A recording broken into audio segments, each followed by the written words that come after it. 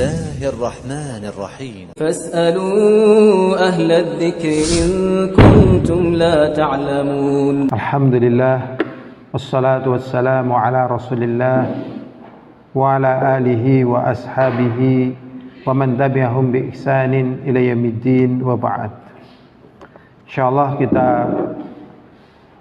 akan melanjutkan pembahasan kita dari kitab Arba'in An-Nawawi, dan kita mengambil syarah Qawaid wa Fawaid yang ditulis oleh Syekh Muhammad Fadhim Sultan. Tetapi kita tidak membaca secara semuanya, tetapi kita baca garis besarnya. Karena kalau kita baca semua dari tulisan beliau, saya waktunya sangat banyak. Tapi garis besarnya, intisarinya dari apa yang beliau nukilkan dari syarahnya. Hadis yang ke-6,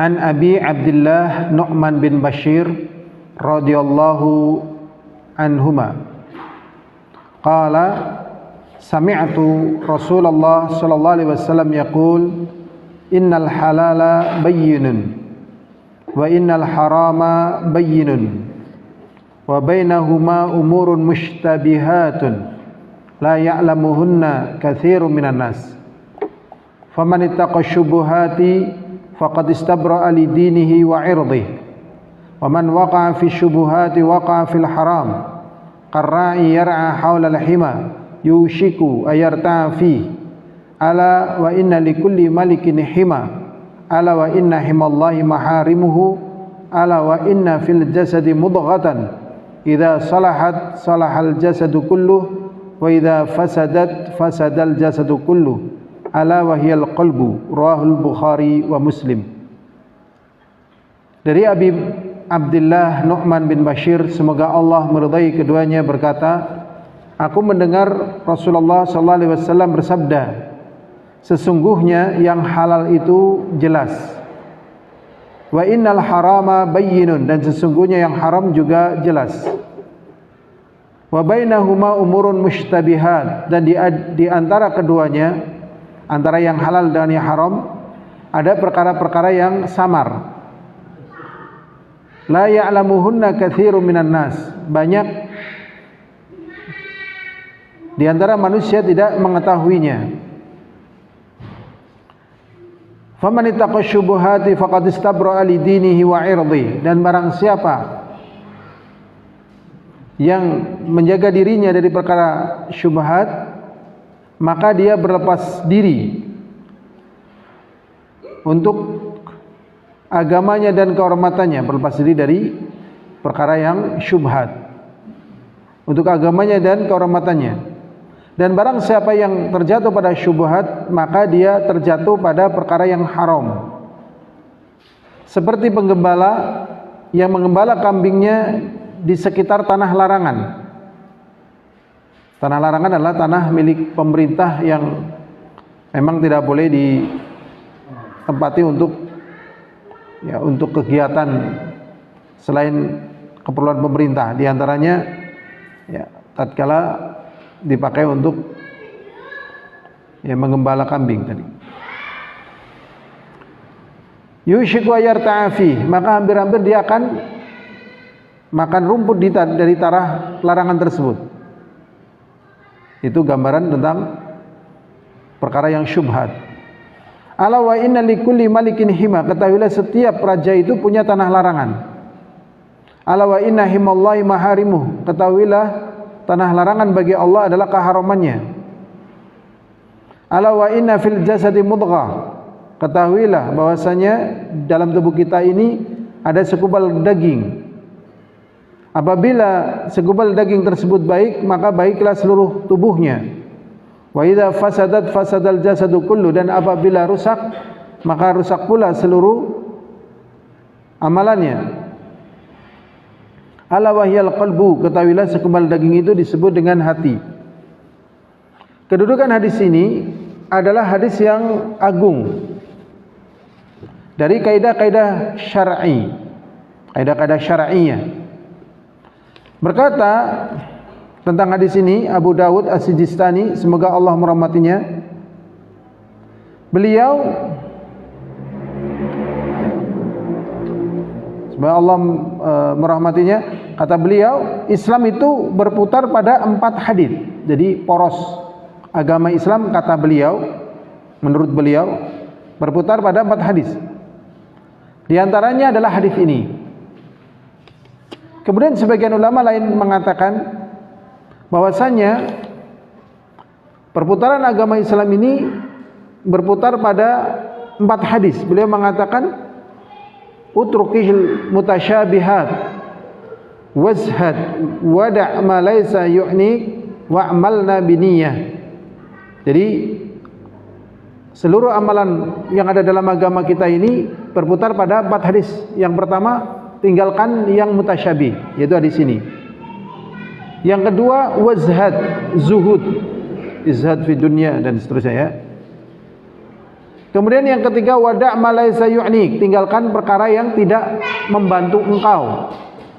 Tinggalkanlah perkara yang tidak menolong engkau. Jadi perkara-perkara yang tidak menolong kita tinggalkan.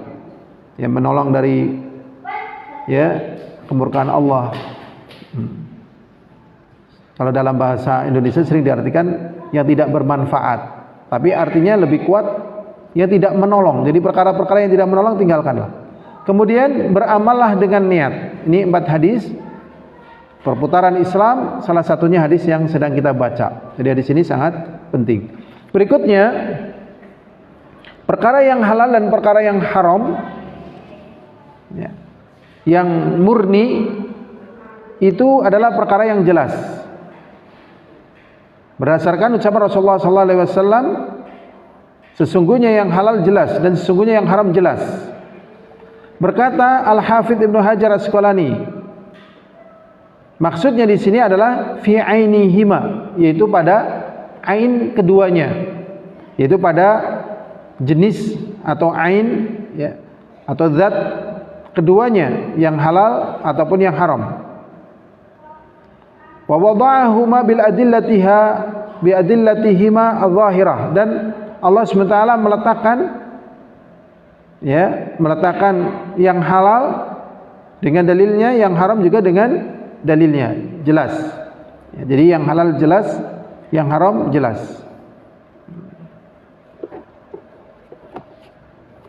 Yang halal ya mudah ya, susu halal, madu halal, ayam halal, kambing halal, begitu. Yang haram, khamr dan seterusnya. Ya, dalam pernikahan yang begini halal, yang begitu haram, begitu jelas. Dalam transaksi yang ini halal, yang ini haram, jelas. Ya, jadi jelas. Nanti akan ada pembahasan. Ya, jadi intinya, ya, yang halal jelas dalilnya, yang haram juga jelas dalilnya. Gitu. Tadi hanya sekedar contoh. Ya. Misalnya zina haram, nikah halal. Gitu. Kemudian juga di dalam hadis Rasulullah SAW, ya, ada di dalam kitab Sahih Targhib Al-Albani. Rasulullah SAW mengatakan, laqad taraktukum ala mithli bayda lailuha kanahariha la yazighu anha ila halik. Rasulullah SAW mengatakan, aku tinggalkan kalian dalam keadaan putih bersih, malamnya seperti siangnya. Jadi sangat jelas maksudnya di sini. Malamnya aja seperti siangnya. La yazighu anha ila halik, tidaklah orang yang menyimpang dari apa yang ditinggalkan oleh Rasulullah pasti dia binasa. Berikutnya, sekarang makna mutasyabihat tadi yang sempat ditanyakan ya. Makna mutasyabihat. Di sini ada penjelasan tentang mutasyabihat yang sangat banyak. Tetapi yang paling bagus, yang paling kuat adalah yang dijelaskan oleh Ibnu Hajar Asqalani. Yang paling jelas, yang paling mudah adalah yang dijelaskan oleh Ibnu Hajar Asqalani. Beliau mengatakan yang namanya mutasyabihat adalah ta'arudul adillah zahiriyah kama fi ba'd qadaya al-ibadat wal muamalat wa ghairiha. Wa hadza alladhi yurajjihahu al-Hafidz rahimahullah. Jadi yang mutasyabihat adalah tatkala terjadi ya ta'arada zahiriyah ya, jadi saling terjadi pertentangan dari zahirnya ya dalil. Jadi ada dalil yang saling bertentangan antara yang halal dengan yang haram, baik dalam muamalah ataupun dalam ibadah. Jadi dalilnya bertentangan, sehingga disinilah kemudian dianggap sebagai syubhat. Contohnya ya misalnya tadi sudah kita contohkan, contohnya misalnya buaya yang paling gampang. Buaya di satu sisi dia tinggal di air, maka dia ikan. Di sisi yang lain dia bertaring, yaftarish. Sehingga di sini menjadi perkara yang bertolak belakang. Sehingga ada sebagian ulama mengharamkan, ada sebagian ulama yang menghalalkan. Buaya, gajah, anjing laut, ular laut. Ini dalam masalah ya masalah makanan. Kalau dalam masalah pernikahan juga ada banyak sebenarnya, di seluruh titik ada contohnya. Contohnya misalnya dalam masalah pernikahan ya, kita contohkan misalnya ya anak zina itu boleh dinikahi sama bapaknya. Ini pendapat Imam Syafi'i. Beliau mengatakan kenapa bapak boleh menikahi anak zina, karena si bapak ini tidak boleh menjadi wali dari anak zinanya. Tapi pendapat ini dibantah oleh para ulama, tetap nggak boleh, karena itu anaknya itu kan anak biologis istilahnya ya, anak biologis anaknya, jadi nggak boleh. Adapun dia tidak bisa menjadi wali karena di sini sebagai hukuman bagi Allah SWT. Ini contoh. Tapi yang benar sih nggak boleh ya. Ini contoh dalam masalah ini. Tapi contohnya banyak sekali ya, dari masalah toharoh sampai masalah yang banyak. Ini menurut para ulama ini yang dinamakan dengan syubhat di kalangan para ulama. Jadi apabila terjadi pertentangan antara zahir dua dalil, maka ini yang disebut dengan syubhat. Ini yang dikuatkan oleh Ibnu Hajar Asqalani. Berikutnya masa syubhat.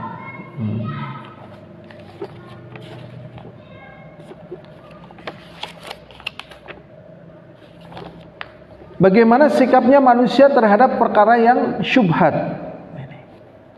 Sikap manusia terhadap perkara yang syubhat.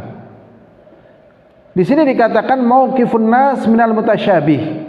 Sikap manusia terhadap perkara yang syubhat itu ada dorban, ada dua pensikapan. Jadi sikap manusia terhadap perkara yang syubhat ada dua pensikapan. Yang pertama, faminhum mayatrukuhu ibtigha'a mardatillah. Di antara mereka ada yang meninggalkan syubhat karena mengharap ridha Allah. Ini syubhatlah. Ada begini dan begitu, saya nggak mantep begitu. Ya. Dan dia tidak ingin terjatuh pada perkara tersebut karena ingin selamat. Ini yang pertama. Seperti misal forex trading. Kenapa dicontohkan forex trading? Karena pada forex trading ini memang beda dengan judol, ya, judi online. Ya, pada forex trading ini ada semacam kesamaran bagi sebagian orang sebenarnya, ya, yaitu adanya semacam jual beli valuta asing, seperti shorf, ya, seperti shorf. Shorf itu ya penukaran uang, ya, penukaran uang, jual beli mata uang, shorf. Tetapi forex trading ini masuk dalam kategori judi karena di sana ada yang namanya indikator. Indikatornya ini masuk dalam kategori hunmun dan hurmun. Sebagian orang menganggap ini syubhat, padahal sebagian orang ini tegas ini haram begitu. Tanpa membawakan ini hubungannya dengan bank dan ini enggak. Ini dari sisi zat ain yang ada pada forex trading. Ya, tapi memang ya namanya manusia itu kadang ya gengsi-gengsi gitu ya. Tatkala saya menyampaikan begitu dengan ain yang ada pada forex trading, hampir ya kayak gitu ya, nggak percaya dan sebagainya. Kemudian orang lain mengatakan dengan unsur ini karena bank dan sebagainya, ini tambahan aja. Ya, ini barang kalah, ada yang ini dan itu ratusan juta ya, yang minim-minim, ada yang lebih. Nah, itu baru mundur pelan gitu. Padahal ini jelas haram. Kalau judul jelas haram ya. Walaupun istilah-istilahnya dengan istilah-istilah yang ada pada judul. Jadi memang tidak ada hal yang menarik manusia kecuali dengan perkara-perkara yang haram tetapi disamarkan. Nah, orang yang hati-hati terhadap perkara yang samar ini meninggalkan dan akhirnya dia selamat. Akhirnya dia apa? Selamat dunianya dan akhiratnya. Berikutnya, kemudian yang kedua, di antara mereka ada yang terjatuh pada perkara yang mutasyabih. Ada perkara yang mutasyabih. Wa minhum may yaqa fil mutasyabih min haits huwa mutasyabih indan nas la indah. Dia terjatuh pada perkara mutasyabih dari sisi mutasyabih menurut dia, bukan menurut manusia. Bukan menurut manusia, bukan menurut indan nas la indah, bukan menurut dirinya. Di sini dicontohkan tentang peristiwa kejadian ya, tatkala Rasulullah SAW keluar bersama Sofia bintu Huyai. Ada dua orang sahabat melihat Rasulullah SAW bersama Sofia bintu Huyai langsung lari. Ya. Rasulullah mengatakan ala rislikuma, pelan-pelan kalian. Nah, berarti si orang ini menganggap bahasanya Rasulullah berjalan sama wanita yang bukan mahram.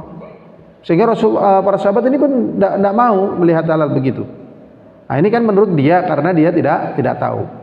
Tapi Rasulullah tahu ini istrinya halal gitu. Kemudian dia menyebutkan bahwasanya ini adalah Sofia. Kemudian hadirin azani wa azakumullah, tentang masalah mutasyabih ini sebenarnya sedikit. Ya, sebenarnya apa? Sedikit. Ya, sedikit. Sedikit sekali, ya. Adapun banyak ini menurut manusia, menurut manusia. Adapun menurut para ulama ataupun apa yang ada dalam dalil tadi sedikit. Karena coba definisi daripada mutasyabih itu kan tatkala terjadinya dua dalil yang saling bertentangan, ya apa tidak? Ya kan? Dua dalil yang saling bertentangan. Kemudian pada perkara dua dalil yang saling bertentangan, ini pun menurut manusia begitu. Banyak sekali dalil-dalil yang menurut manusia pertentangan padahal tidak ada pertentangan. Ya, bahkan Ibnu Taimiyah mengatakan pokoknya hadis sama hadis itu nggak ada pertentangan. Masih ada 1000 cara untuk mensinkronkan. Nah, berarti yang pertentangan itu sedikit. Ya, hampir tidak ada yang lepas dari jeratan. Makanya tadi yang contohkan kan tadi ya, ada buaya, ada buaya, ada gajah. Adapun pada perkara yang lain tidak terjadi pertentangan karena yang menjadi patokan bagi manusia adalah apa yang ada dalam dalil. Contoh, tatkala wanita sedang hamil, kemudian dia mengeluarkan darah kebiasaan dengan ciri-ciri darah kebiasaannya, ya, maka Ibnu Taimiyah menghukumi darah ini adalah darah haid. Sementara dalam dunia medis, dunia keumumannya, kalau lagi hamil tidak haid. Tapi kenyataannya ada yang hamil dan mengeluarkan darah. Darahnya darah apa? Ya kembali lagi kepada asal daripada hukum syariat. Maka dihukumi dengan darah haid. Nah, bagi sebagian orang ini kan mutasyabih. Tapi bagi orang yang alim tidak mutasyabih. Contoh lagi, ya, karena tidak ada kain, sehelai kain pun, ya, dan tidak ada yang bisa untuk menutupi aurat sementara dia dalam keadaan telanjang bulat. Sebagian orang mungkin mengatakan, ini kan saya telanjang bulat, gimana saya mau sholat? Padahal sholat itu harus menutup aurat. Padahal ya Ibnu Qudamah di dalam kitabnya Al-Mughni, ya tetap dia harus sholat. Tetap harus apa? Sholat walaupun dalam keadaan apa? Telanjang bulat, karena ini tidak bisa digugurkan. Coba dalam perkara yang demikian ini kan samar bagi sebagian orang, tapi tidak samar bagi orang yang alim. Contohnya misalnya, contoh lagi nih, contoh. Ya kita ada keperluan misal ya, keperluan demo misalnya ya. Karena kita begini kita harus demo nih. Ya kan, bela negara, bela rakyat, bela ini misalnya. Ibunya bilang kamu jangan berangkat demo, nggak boleh gitu. Nah, ini ibu kan manusia biasa. Demo ini amal.